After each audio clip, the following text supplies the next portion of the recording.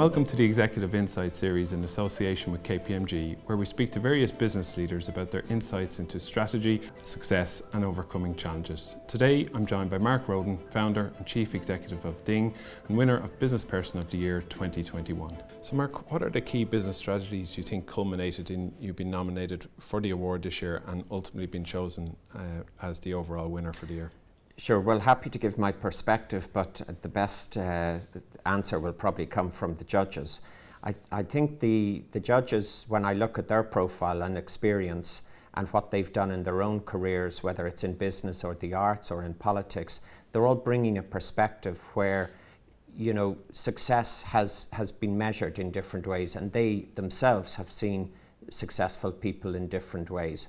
I'd like to think that what they recognized in Ding and perhaps in me to some extent is of somebody who started a new service which had a real need and a real demand in a part of the world that this service, which is mobile phone top-up being sold, enabling people who are living and working abroad to top up mobile phones of friends and family back home.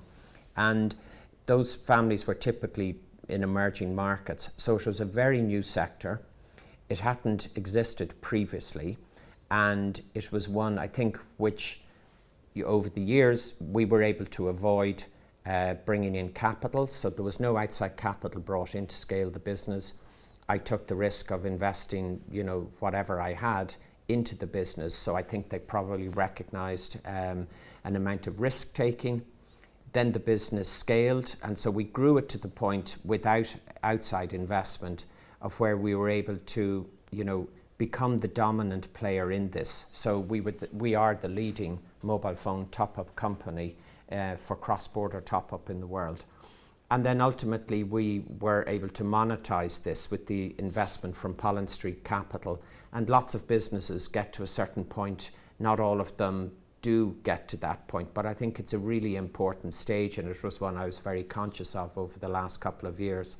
And ultimately that happened in 2021. So maybe there's some of the thoughts. And in terms of, so you talk about taking risks and so on, what other characteristics, personal characteristics would you bring to the table in Ding? Well, I think, you know, when you run a business, you have to have the confidence to lead, and also, you know, you have to be supremely confident even if you're not sure of the exact direction. And that certainly was the case. I think it's probably the case in several of my days, which is even if you're not 100% sure, you just back yourself. And if you show commitment and confidence, then, you know, people follow that. They don't follow indecisiveness and indecision.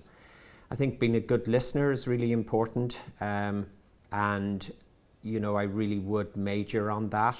And not feeling that I know all the answers, and so taking, you know, really taking the steer from people who are more experienced. I think there's also, you know, if you're starting a business and growing a business, you know, being prepared to be unconventional. You know, lots of success is built on paths that haven't been trodden before, and having the confidence to do that, I think, is something I enjoy as well. And in terms of, you know, building on the personal characteristics, what would you say in terms of advice you'd give to others who are driving for success in their space? Well, looking at the various ventures I've been involved in, you know, over the years, I think that there's always an element of will it succeed or won't it? And I don't think there's any business I've been involved in that hasn't had a point at which I've said, God, this might not work. When you're involved in the business, it's very difficult to be objective and to say, you know, is this the right thing to keep going or not? But getting objective, you know, truly getting objective views on whether a business is going to succeed or not, and the harshest metric to measure that is, are people willing to pay for the service? Is what you're building something that people are prepared to pay for? And in our case, in the case of Ding and mobile phone top-up, are we able to convince people who are living and working abroad to top up mobile phones of friends and family back home? And thankfully we were. You know, I think that it's number one, being really objective about the business. The other is scale. I know it might sound like a simple thing, but strength brings, growth brings scale. You get to be larger as a business, and when you're larger, you control your own destiny more. And I've always been a great believer in trying to get the business as big as we could. Good. And I don't think anybody can pass through Ding reception without being inspired by the graphics, the geographical graphics, and the mobile phone credit crossing the globe. Yeah. I remember you talking about Haiti being a real game changer at different times in the past. What about COVID? How has COVID changed your business over the last number of years? I mean, lots of businesses were impacted in different ways by COVID, and it was either a supporting tide, or it was one where the tide was going out, and lots of businesses unfortunately suffered very badly because of that. In our case, the restrictions meant that people were cut off, and that connection, that ease of communicating and staying in touch with people was restricted in ways much more significantly than would be the case, when travel and everything is open. So we were fortunate in that our service was something people needed, so the business doubled during COVID. I think that that led to also the acceleration of the online service, that instead of going into stores, people said, well, I can't go out, in the early days of the restrictions where the limit was 2 kilometers or so. And they said, okay, well, what can I find online? And so that drove people to Ding. Being able to, really scale the business, I think, during the COVID period was crucial to, us being able to then take an advantage of using that growth to accelerate the movement to online. I think the other way it's changed the business, and we're all living it, still today, is that remote working has gone from being, the odd day here and there to being absolutely, a way of life. I'm sure you're seeing it in your own business as well. And I think during COVID, we said, these are going to be our remote working policies during COVID, and they worked really well. When everyone's remote, it was kind of easier. But now the offices are open, but I don't think that I don't think we've cracked yet what the return to work really looks like. And personally, I do support the idea of hybrid working, but not at the expense of culture. I think it's very difficult to build a really strong work culture remotely. And I don't think we've seen enough evidence of what great cultures have been built on through a COVID period to be sure that it's the right way to go. So if I was to declare my colours, I'd say I am a fan of working in the office. I kind of enjoy it. I also get kicked out of the house by my wife because she hates all the, everything hanging around work related.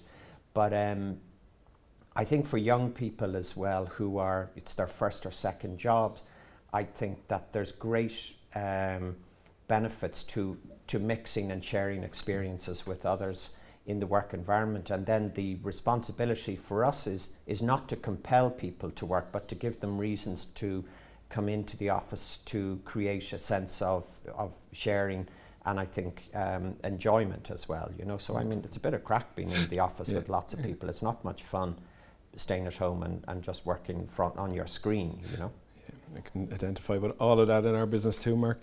In terms of, maybe just to pivot for a minute, other issues, or the main issues you'd say facing mobile top-up service providers today, what would you say are the big challenges?